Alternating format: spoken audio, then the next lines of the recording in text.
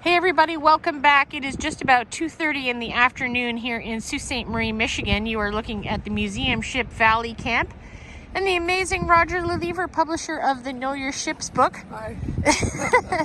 Roger has graciously agreed to meet with me again this year. The last time we did this was back in 2020, March of 2020, just before the season started and just before COVID started.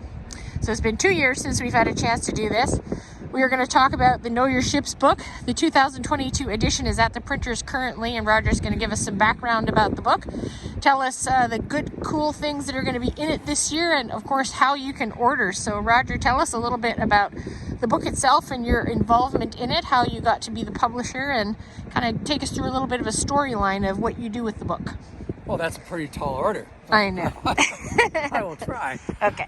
Know Your Ship started here in Sault Ste. Marie in 1959. That was 63 years ago. Wow. So we're going into our 63rd edition. It was founded by a gentleman here in Sault Ste. Marie named Tom Mance. Yeah. And it's kind of appropriate that we're standing here in front of the Valley Camp because it was Tom Mance that got this boat for Sault Ste. Marie to use as a museum ship. And I kind of spent my childhood on it, crawling around when I was a teenager and guiding tours and what have you. So I guess the evolution of the story is that Mr. Mance took me under his wing when I was a kid, and he taught me how to take boat pictures and develop film in his basement darkroom and make pictures and what have you. And I helped him with the book on and off over the years, and when he passed away in 1995, he had set things up to leave the book to me. So here we are, all those years later, standing in front of the Valley Camp. Did it feel like a daunting task at that time when you knew it was your turn to take over the reins? How did that hit you? You have no idea. I bet. And I wasn't all that computer savvy. I used one at work, but not to the extent that I needed to use it to design a book. Yeah. And it got to be December or January before the next book came out, and I'm like, I'm panicking. I've got to figure out how to do this, and I did. I finally did. Well, that's good. So I went out and I bought a Power Mac, which was the big deal back in 1995. I guess so. And somewhat mastered it to make a book. Wow. And Amazing. even since those days, I'm sure things have changed and evolution has taken place in printing and layouts and even photography itself, everything. If Tom could see how we do the book now, Yeah. he'd just be blown away. Well, and even the content and the amount, I would presume the book would be very small back Yes. in the early 60s and 1959. It started out as as 44 pages, wow. And what are you staple-bound. at now? 200. Wow. And of course, the first book was all black and white. Yeah. And then in the 70s, we got some color pictures in there. Wow. And as it became easier and cheaper to print color, well, now it's all in color. That's so great. And you have so many wonderful photographers that contribute to the book and All from over all the across Great the Great Lakes, Lakes. yes. Yeah. That's I the must best sort part. through a couple of thousand pictures every fall that people send me for consideration. Oh, that's amazing. It's just, it's great that so many people are interested in the book and being Yeah. a part of it. And that's almost a good problem to have. So It many is. different It things and is. different boats from areas that we don't get a chance to see. So that's Sure. nice too. I mean, I can't be everywhere, although I'd like to be. Me too. So, Yeah, the me both. pictures that come in from the Seaway or the pictures come from Duluth or Chicago, I welcome those. Oh, yeah. And I will say sometimes I see a picture shared on Facebook, like, oh, I got to have that have for to the have book. it, yeah. So I contact the photographer and they send it to me. Oh, that's a good idea. So- What other kinds of things, what other kinds of content are in the book?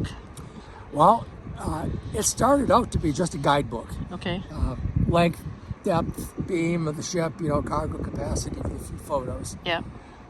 The original title of the book was supposed to be Know Your Ships That Pass Our Shores. Oh, wow. But that was a little long, I guess, so it just Yeah. got to become Know Your Ships. And over the years, and especially in the last 10 or 15, there are a whole lot fewer ships Yeah. to know. Yeah. So I've broadened the book out, so it's not just a guidebook, although that's important. There's a lot more content in there now. From my background as a career in the newspaper business, I learned about feature stories. And there are feature stories. There are lots of stories to be told on the Great Lakes. For sure. And so we have a section in there called Spotlight that I really am proud of every year, where we tell some of those interesting stories, talk to interesting people. Oh, great. This year, I've got a great story. Talked to Captain Brad Newland on the James R. Barker about those minute-long Barker bark salutes. Oh, everyone's going to love that. Yeah, and I talked to Catherine Schmuck, the ship-to-shore chef. Outstanding. We have a story about Captain Bob Thibodeau from the Paul Archer Gertha, who retired last year. Yeah. And the big deal is that this year is the 50th anniversary of the launching, or actually the first trip of the first 1,000-footer. Oh. Stuart J. Court. Oh, I didn't know that. Yeah, the Court is 50 this year, so there she is on the cover, old number one. How awesome. We are always wondering who the cover is going to be. Well, now you know, there's That's the Court. so cool. And it's tied into a story inside, which not only talks about the Court, but more broadly talks about the whole 50 years of 1,000-footers. Wow. And the impact the first ones had on the rest of the fleet, and how much cargo they carried. And interestingly, we kind of pose as the era of the 1,000-footer maybe winding down a little bit. Yeah. So that's a great story that Jody Aho up in Duluth wrote. Oh, fantastic. So that's in there too. We've got some amazing pictures. Oh, I'm really excited for. I'm always looking forward to that. And also, of course, all the listings are updated with all the changes in the ships from last year. Yeah. One thing I'm really looking forward to is the debut of the new Mark W. Barker. Yes, that's exciting too. Yeah, that's the new interlake vessel that's being built over in Sturgeon Bay. Yeah. So those guys better watch out, because they might be the Covergirl next year. Yeah, no doubt. Yeah. And I understand she is likely, she's being christened in the middle of the summer. So hopefully. July, or June in Cleveland, mid-June. That's great. So either we have to see whether she's going to sail first and then be christened, or just christened and then start sailing after that, which is personally what I hope happens. I would love to see that, where her first actual transit is after she's been christened. I think that would be fun. That would be nice. Yeah.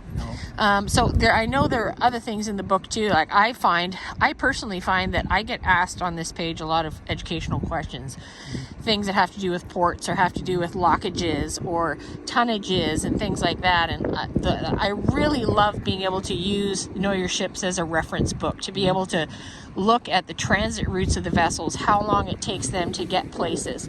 There's a lot as a whole. Is it a specific section that has those? I can't recall now, because I just start flipping through it and I get all discombobulated and I look at everything. So yeah, we have a specific section, and it's got the loading ports, the unloading ports, all the locks work. There's a cutaway of a self-unloader to show how a self-unloader works. Yeah. There's a glossary of all those great lake terms that the cargoes that vessels haul. If you ever wanted to know what blast furnace trim was, or Yes. or center, or some of those things, that's all defined in the book. That's cool. And we have a place, 2 pages actually, where you can record your own observations. That's good. But watching, of course, we have the stats and flags. Yeah. So you can look those up. And the book is also not just Great Lakes vessels, but it's also the saltwater visitors. Yeah. We have a section on the engines of the Lakers, so you can see how many horsepower, what kind of diesels they have, and how fast they can go. Anything you can think of is in there. It's crammed. The one thing that I love, that I refer to often, and I've taken a photo of this page actually and posted, is the efficiency of Great Lakes shipping, and how it compares to rail, and how it compares to using a semi to try and drive the same amount of cargo. Yes, it's very easy to drive that point home when you see how many trucks it would take to move the same amount of cargo a 1,000-footer can move in one trip. Yeah. I mean, we don't have the highways for it. I know.